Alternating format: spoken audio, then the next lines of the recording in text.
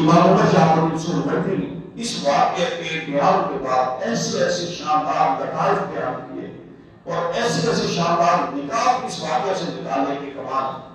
آپ فرماتے ہیں کہ جب خدا نے اللہ تعالیٰ نے اپنے رسول صلی اللہ علیہ وسلم کو ہر طرح کے شیطانی وسوسہ سے پاک کر دیا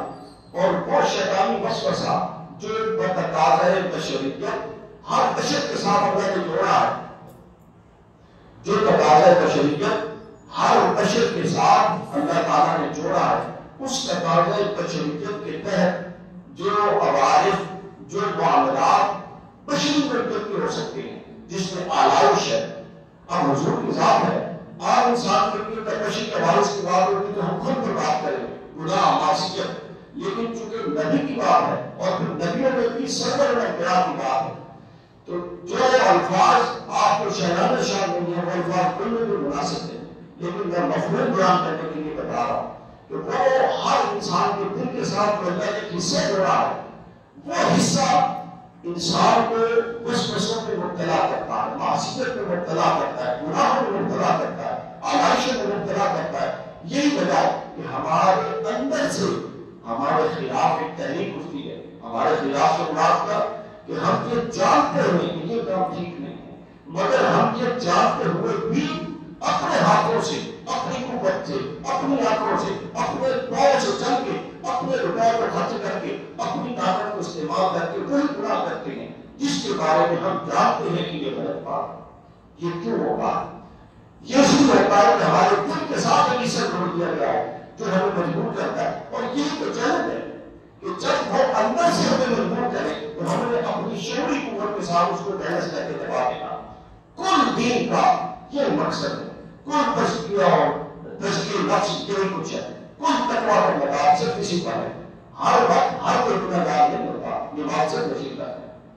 ہر وقت ہر کوئی گناہ گار نہیں ہوتا، یہ ایک کیفیت ہے جو انسان پر تعلق ہوتی ہے اور وہ کیفیت ہی اللہ کی آزمائش ہوتی ہے۔ اسی میں دیکھا جاتا ہے کہ کون اپنے نفس پر قابو پا کے اس آزمائش کو دبا دیتا ہے، اس دائرہ کو جو اندر سے چھڑا ہے، اس تحرک کو جو اندر سے پیدا ہو رہا ہے دبا دیتا ہے، اور کون ہے جو اس خاص ڈیسائیسو مومنٹ میں جو فیصلہ کن کرنا ہے اپنے آپ کو اپنی خواہش کے آگے سرنڈر کروا دیتا ہے اور اس ڈیسائیسو مومنٹ میں وہ کچھ نہیں کر سکتا بلکہ خواہش کے تابع ہو کے کر گزرتا ہے جو وہ سوچ رہا ہے۔ یہ وہ پورا کا پورا حصہ ہوتا ہے جو دل کے ساتھ ایک جڑا ہوا حصہ جو انسان کو مجبور کرتا ہے گناہوں پر۔ اب شک صدر کو اس سے جوڑیں، حضور نبی صلی اللہ علیہ وسلم کا جب شک صدر ہوا اور شک صدر 3 بار ہوا، شیخ بعض لوگوں نے یہ پکا حضرت شیخ عبداللہ محدث نے کی تحقیق ہے کہ 3 بار ہوا۔ ایک بار حضرت حلیمہ صاحبہ کی بستی ہوئی، دوسرے دفعہ غار ہرا میں جب وحی کے تعمل کے لیے حضور خلوت نشین تھے تو نزول وحی سے کہا، اور تیسری دفعہ معراج پر جانے سے کہا۔ یہ متفق اور مذہب مختار کی 3 دفعہ ہوا۔ تو پہلی دفعہ کا اب ہم جو بیان کریں وہ صرف پہلی دفعہ کا ہے، اس میں اگلی دن کو ہم خلوت نہیں کریں گے۔ تو پہلی دفعہ جب ہوا تو یہ بتا دیا کہ دل کے ساتھ جڑا ہوا ہے اور وہ نیتنا جو انسان کو مجبور کرتا ہے، اللہ تعالیٰ نے اپنے ملائکہ کے ذریعے شک صدر کروا کے وہ حصہ حضور نبی صلی اللہ علیہ وسلم سے کل نیت جدا کروا دیا، گویا کہ اب نبی تو ویسے ہی معصوم ہوتا ہے اور نبی سے گناہ نہیں ہو سکتا، اس کے باوجود کہ وہ چیز موجود تھی، مگر حضور نبی صلی اللہ علیہ وسلم کی شان یہ ہے کہ وہ جو آلائش کا ایک رتبہ تھا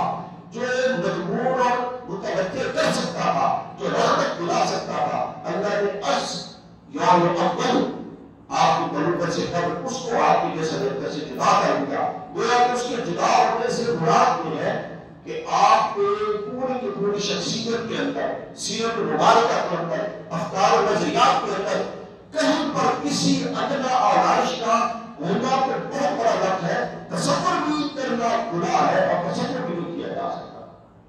یہی وجہ پھر اسی پوری زندگی کو اللہ نے بہت بہت خوش کر رہا ہے۔ جب حضور نے دعویٰ نبوت کی ہے، سورہ یونس کی آیت، انہوں نے کہا کہ ہم کیوں مانیں کہ آپ اللہ کے رسول ہیں، کیوں مانیں؟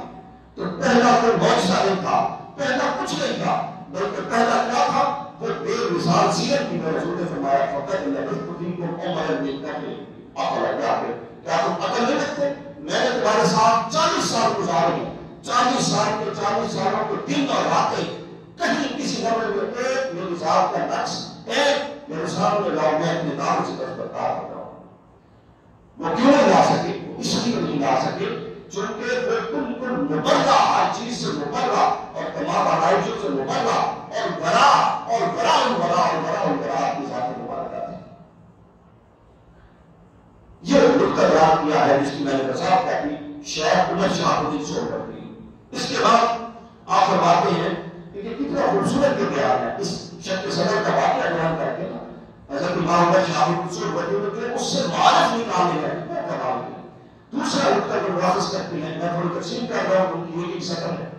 دوسرا انہوں نے یہ کیا، انہوں نے کہا کہ اس کے بعد چونکہ حضور نبی کریم صلی اللہ علیہ وسلم مبعوث بطور بشر ہوئے تھے، بطور انسان ہوئے تھے، تو انسانی لوازمات ہیں، انسان کے تقاضے ہیں، تو بڑا حصہ تو اس گوشت کے ٹکڑے کو الگ کرنے سے الگ ہو گیا۔ اب رہ گیا کہ وہ خواص، وہ خصائص، وہ خصلتیں، وہ عادت مبارکہ جو بالکل صاف ستھری، مزکہ، مصفہ اور قابل اطاعت اور واجب اطاعت تھی، مگر پھر فرماتے ہیں کہ اللہ نے یہ سلسلہ تطہیر یہاں پر نہیں روکا، بلکہ اس کے بعد جو انسانی خصلتیں تھیں، وہ انسانی خصلتیں پر ہر ایک رسول کی خصلت پر اللہ خصلت ربوبیت کا رنگ چلاتا رہا۔ یوں انہوں نے اس بیت کے ساتھ بڑی شاہکار بحث کو جوڑا اور بتاتے ہیں کہ کوئی یہ بتائے کہ کیوں قرآن کو 23 سالوں میں تھوڑا کر کے نازل ہوا۔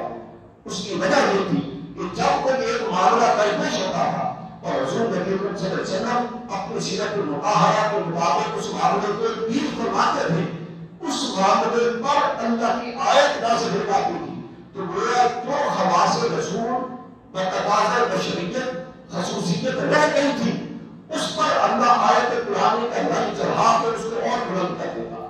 یعنی ذات رسول کی تھی لیکن خواص، اخلاق اللہ تعالیٰ کے اس پر چڑھائے جا رہے تھے، اللہ کے اخلاق کا رنگ ہو رہا تھا۔ اسی لیے حضرت سیدہ عائشہ صدیقہ رضی اللہ تعالیٰ عنہا مشہور ہے،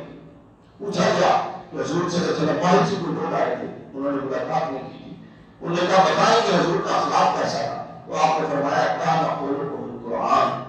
کہ حضور صلی اللہ علیہ وسلم کا اخلاق قرآن تھا۔ اس کی آگے بھی میں تھوڑی تفصیل کروں گا، یہاں پر سے یہ سن۔ اب ہوتا یہ تھا کہ کچھ عوارض جدا ہو گئے اور کچھ عوارض ہر آیت کے ساتھ اس پر ربوبیت کا رنگ چڑھ رہا تھا، اور حدیث بھی ہے کہ اپنے آپ کو اللہ کے اخلاق میں ڈالو، اللہ کے اخلاق میں ڈالو۔ اللہ کے اخلاق میں ڈالنے سے مراد کیا ہے کہ اللہ انبائسڈ ہے، اللہ جانبدار نہیں ہے، اللہ عدل کی بنیاد پر فیصلہ کرتا ہے۔ اگر کافر بھی جو منکر اللہ ہے وہ بھی محنت کرتا ہے تو اللہ اس کو اجر دیتا ہے۔ تو اللہ کے اخلاق میں ڈالو کہ گویا تم انبائسڈ ہو جاؤ، جو محنت کرے اس کو اس کا صلہ کرو اور نہ کرے اس کی گرفت کرو۔ اللہ انبائسڈ ہے، اللہ قریبی اور دور میں فرق نہیں کرتا بلکہ میعاد تقویٰ رکھتا ہے، لہٰذا تم بھی اس کو اپناؤ۔ اللہ غیر جانبدار ہے، اللہ قریبی اور دور والوں میں فرق نہیں کرتا۔ اللہ یہ دیکھتا ہے کہ کون اس کے قریب زیادہ رہتا ہے، وہ اس پر اپنی نوازشات ڈالتا ہے۔ تو یہ سارے معاملات ہیں،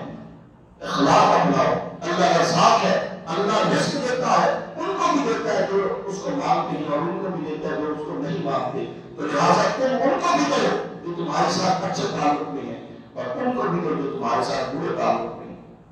اللہ رحم فرمانے والا ہے، رحیم ہے، تو اللہ کی صفت کو اپنی صفت پر، بندے کی صفت پر چڑھانے کا مقصد یہ ہے کہ جو تمہارے ساتھ اچھا اس نے سلوک کرے اس پر بھی رحم کرو، اور جو تمہارے ساتھ برا اس نے سلوک کرے اس پر بھی رحم کرو۔ اللہ انصاف پسند ہے، وہ کہتا ہے کہ کوئی تمہیں ضرب لگائے تو اپن بھی ہے معاف کر دو، نہیں کر سکتے تو ضرب لگاؤ، مگر ضرب اس سے زیادہ قوت کی نہ ہو کہ تمہیں قوت سے اس نے تمہیں ضرب لگائی۔ تو گویا یہ سارے اخلاق الہیہ ہیں، اور ہر اخلاق الہیہ کے اوپر ایک آیت کے ذریعے اخلاق ربوبیت کا رنگ حضور نبی صلی اللہ علیہ وسلم پر چڑھتا گیا۔ اور جب ہم سیرت رسول پر عمل کرتے ہیں اور ساتھ قرآن پر جوڑتے ہیں، حضور نے فرمایا کہ میں تو ترکت مستقلین، میں تمہیں دو چیزیں چھوڑ رہا ہوں، ایک حدیث فطرت کی وہاں گئی تھی اور کتاب اللہ کی ہے، ایک حدیث کتاب اللہ اور سنت رسول کی ہے، دونوں ایک صحیح ہے ایک حدیث حسن ہے، تو دونوں حدیث درست ہے۔ تو یہ تو فرمایا کہ میں قرآن کے ساتھ اپنی سنت کو جوڑے جا رہا ہوں، اس کا مطلب ہی یہ تھا کہ جب تم ان آیات کے ذریعے جو میرے پورے صفات کی اللہ کے قرآن کے ذریعے رنگ سازی کی اور ہر صفت پر علوم صفت کا رنگ چڑھا دیا تو تم گویا اس طریقے کے متحمل نہیں ہو سکتے. لیکن اب یہ ہے کہ جب تم میری صفت پر چلو گے اور میری صفت اور میرے اخلاق اور میری سیرت کے برکت مطابق جب تمہارا اپنا کوئی کام اور فعل آئے گا تو تمہارا حق یہ ہے کہ تم اسی طرح اس پر سرنڈر کر دو اور میری صفت کو اوپر رکھتے لے آؤ اور رنگ چڑھاؤ، جس طرح کہ میں اپنی صفات کو اللہ کی صفات کے آگے تسلیم خام کر دیتا تھا اور اللہ کی صفات کا رنگ چڑھا دیتا تھا. جو یہ صفات قرآن مجید کے نزول کے ساتھ ساتھ پہلے مشق صدر کا واقع ہوا، پھر قرآن کی آیات کے ساتھ ساتھ حضور صلی اللہ علیہ وسلم کی جملہ اخلاق کو اس مقام پر پہنچا دیا گیا کہ خود خالق کائنات نے قسم اٹھائی انک لعلی خلق عظیم، کہ بے شک آپ اعلیٰ ترین اخلاق کے اعلیٰ ترین، اور بلکہ اعلیٰ ترین کا لفظ بھی اردو میں ہے چونکہ یعنی اخلاق کی اگر کوئی بلند ترین سطح ممکن ہو سکتی ہے جو اللہ نے انسانیت کے لیے تحریر فرمائی ہے تو اللہ نے آپ کو اس درجے پر فائز فرما دیا. اس کے بعد تیسرا نقطہ ہے حضرت امام احمد شاہ الدین سورمتی نے عرض کیا، وہ یہ عرض کیا، اس کا میں نے اشارہ پہلے نقطے میں دیا، فرماتے ہیں کہ یہ حضور پر ہر آیت کے ذریعے اللہ کی صفات کا رنگ چڑھنا یہ حضور کی ذات کے لیے تو فضل اور رحمت تھی مگر ساتھ ساتھ حضور کی امت کے لیے بھی فضل اور رحمت تھی کہ ہر امتی پر یہ لازم ہے کہ وہ سیرت رسول اپنائے. اب یہ سیرت کے اپنانے کا ایک اور تناظر کا سمجھا رہا ہوں، وہ اس لیے بھی اپنائے کہ اس کے رسول کی سیرت ہے اور اس تناظر میں اور اس نظر سے بھی اپنائے کہ اس رسول کے ہر سیرت کے ہر پہلو پر اس رسول کی سیرت کے ہر پہلو پر اللہ کے اخلاق کا رنگ چڑھا ہوا ہے. تو جب میں اس رسول کی سیرت کو اپناؤں گا تو گویا اخلاق الہیہ کا وہ رنگ اور وہ فیض اس کا کچھ نہ کچھ حصہ مجھے منتقل ہوگا. اور صوفیاء کہا کرتے تھے بہت سارے اولیاء اللہ سے کہ کیا مدار ہے ہماری زندگیوں کا مقصد کیا ہے، وہ کہتے تھے خلقوا باخلاق اللہ، تمہارے آنے کا مقصد یہ ہے کہ جب دنیا سے جاؤ تو رہ بنتے اور قہر کو قدر نہیں ہو لیکن تمہارے اخلاق اللہ والے ہو چکے اور اللہ والے اخلاق ہونے سے یہ مراد ہوتا ہے. اس کے اندر بعض لوگ تعلیمی کی وجہ سے شرک کی اور اس طرح کے تعلیمات ہیں وہ مطالعہ کی کمی کمی نہیں ہے. صحیح بخاری کی حدیث میں بتا رہا ہوں، مسلم میں بھی ہے، بخاری میں حضور نے فرمایا کہ اگر کوئی شخص نوافل کے ذریعے قرب نوافل اور قرب فرائض حاصل کرے اور فرائض کے قرب کے ذریعے نوافل کے قرب کے ذریعے اس مقام پر پہنچ جائے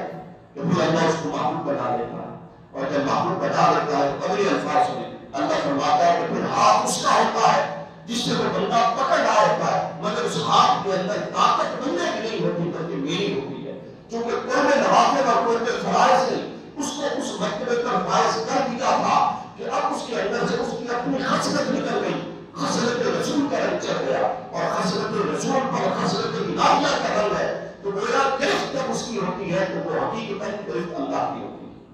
پھر بخاری ہی کی لفظ ہے کہ جب وہ چلتا ہے قدم اس کے ہوتے ہیں لیکن چل اللہ رہا ہوتا ہے تو اس کو بھی اللہ کر رہا ہوتا ہے. صحیح بخاری کے لفظ پھر فرمایا کہ دیکھ ہو رہا ہو آنکھ اس کی ہوتی ہے لیکن دیکھ اللہ رہا ہوتا ہے.